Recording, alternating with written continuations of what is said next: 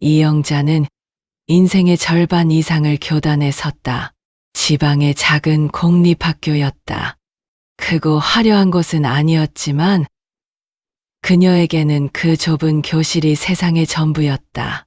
아이들의 이름 하나하나를 외웠고 어떤 아이가 점심을 굶는지, 어떤 아이가 집에서 울고 왔는지를 누구보다 먼저 알아챘다.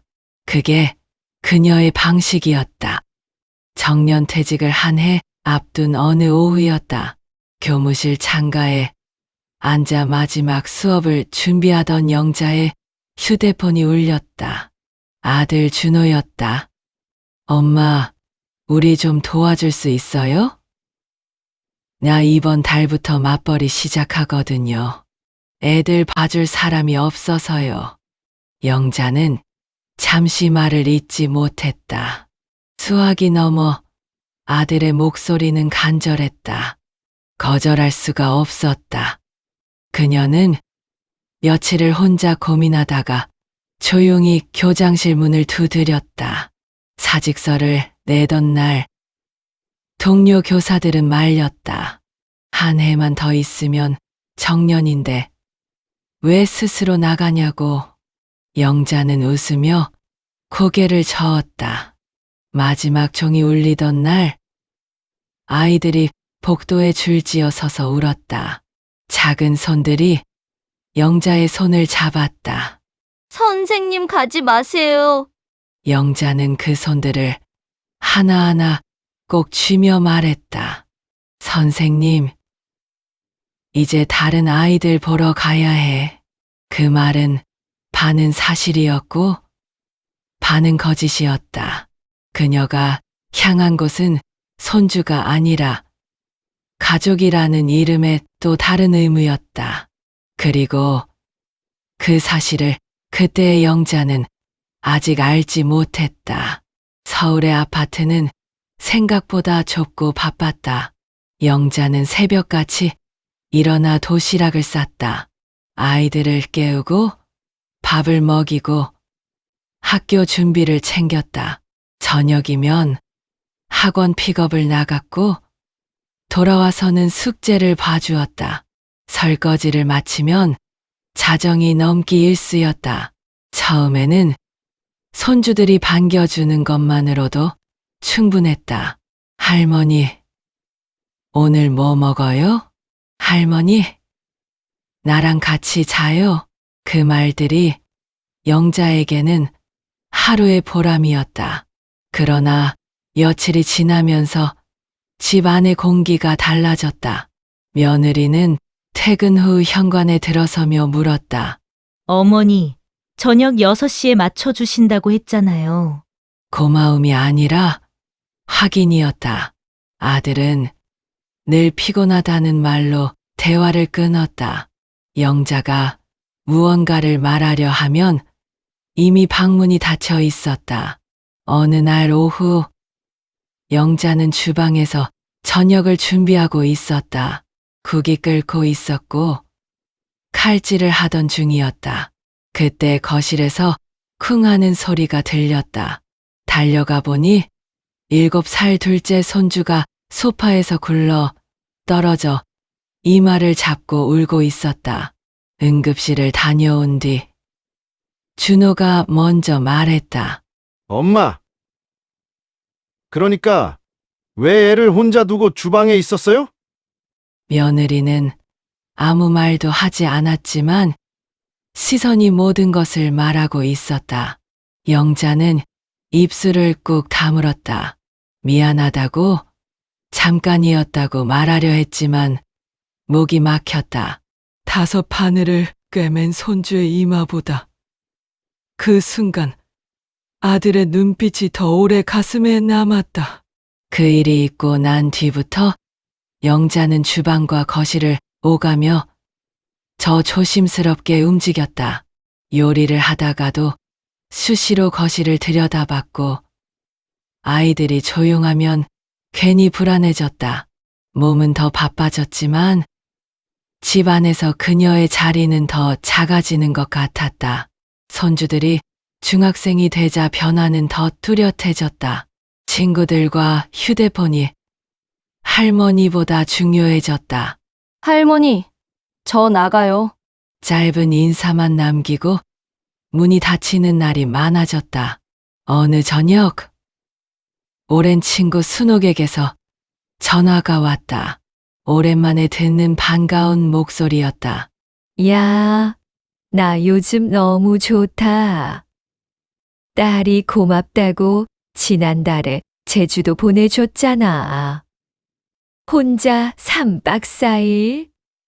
용돈도 얼마나 챙겨주는지 몰라. 손주 봐주는 게 힘들긴 한데, 그래도 이렇게 알아주니까 보람 있더라고. 영자는 웃으며 그래, 잘 됐다 했지만 전화를 끊고 난 뒤 한참을 창밖을 바라보았다. 서울에 온 지 3년이 넘었다.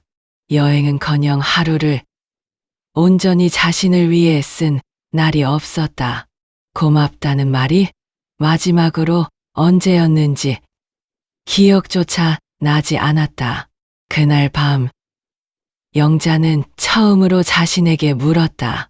나는 지금 가족 안에 있는가? 아니면 가족을 위해 소비되고 있는가? 그리고 며칠 뒤 가족이 모인 저녁 식탁에서 며느리가 조용히 말을 꺼냈다.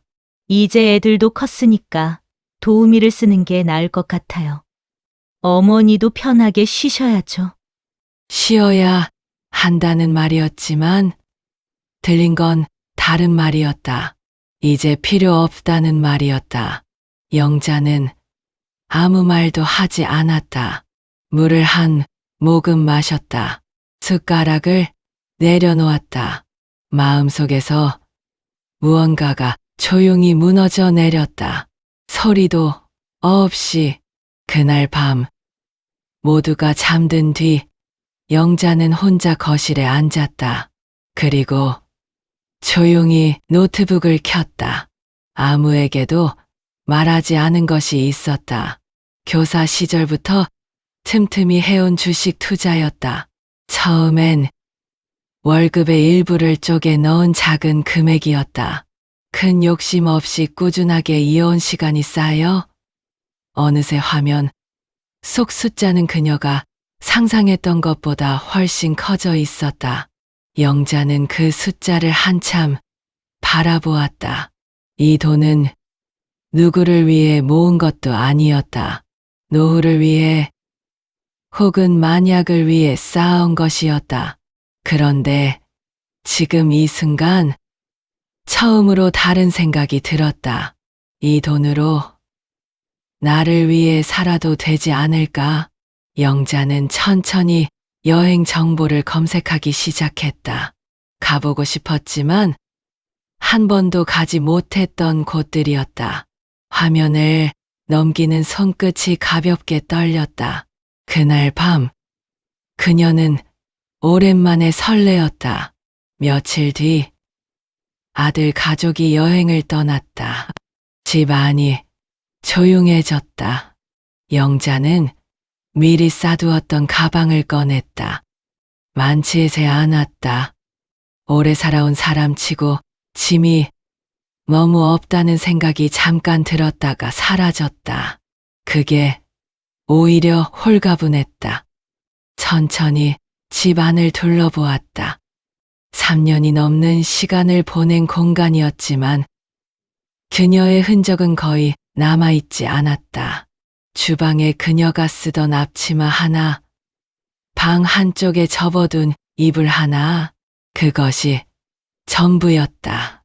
누군가의 집에 잠시 머물다 가는 사람의 흔적이었다. 영자는 식탁 위에 메모지를 꺼내 짧게 썼다.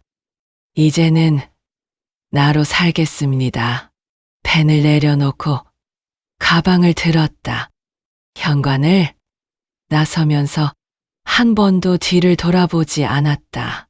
공항에 도착했을 때 영자는 탑승구 앞 의자에 잠시 앉았다. 지금 무엇을 하고 있는 건지 스스로도 믿기지 않았다. 평생 누군가를 위해 움직여온 사람이 처음으로 자신만을 위해 비행기를 타려 하고 있었다. 눈시울이 뜨거워졌다. 그러나 울지 않았다. 창밖으로 활주로가 보였다. 비행기가 천천히 움직이기 시작했다. 영자는 눈을 감았다.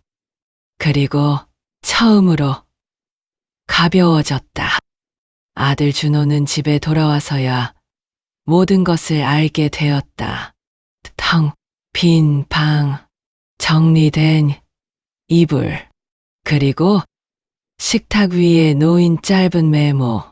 그는 한참 동안 아무 말도 하지 못했다. 메모를 쥔 손이 떨렸다. 며느리도 말을 잃었다. 부엌에 걸린 앞치마를 보다가 눈을 돌렸다. 그제야 장면들이 하나씩 떠올랐다.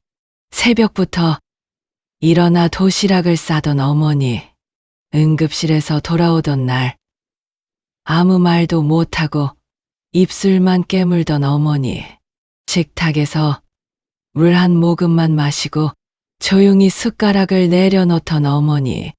그때 준호가 본 것은 어머니의 섭섭함이 아니라 피곤함이었다.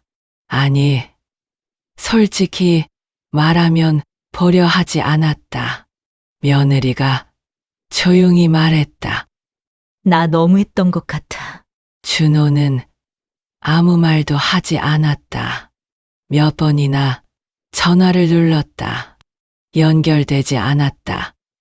문자를 보냈다. 답이 없었다. 그날 밤 준호는 처음으로 울었다. 자식 앞에서도 아내 앞에서도 아닌 혼자 어둠 속에서 잘해드리겠다고 생각만 하면서 아무것도 하지 않았던 시간들이 가슴을 눌렀다. 어머니가 마지막으로 웃던 얼굴이 기억나지 않았다. 그게 가장 무거웠다.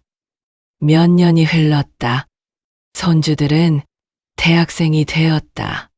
어른이 되어가면서 조금씩 그날의 의미를 이해하기 시작했다. 할머니가 왜 떠났는지, 그 집에서 어떤 시간을 보냈는지. 우리 할머니한테 너무했지. 어느 저녁 남매가 나란히 앉아 영상통화 버튼을 눌렀다. 화면이 연결되었다. 낯선 풍경이 펼쳐졌다. 파란 하늘과 바다, 그리고 영자의 얼굴. 주름은 더 깊어졌지만 눈빛은 예전보다 훨씬 맑았다. 처음 보는 표정이었다. 서울의 아파트에서는 한 번도 본 적 없는 얼굴이었다. 할머니, 손주의 목소리가 가늘게 떨렸다.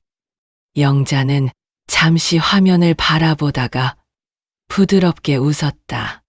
이제야 연락하네. 따뜻했다. 그러나 예전과는 달랐다. 기다리던 사람의 목소리가 아니라 자신의 자리를 찾은 사람의 목소리였다. 더 단단하고 더 자유로웠다.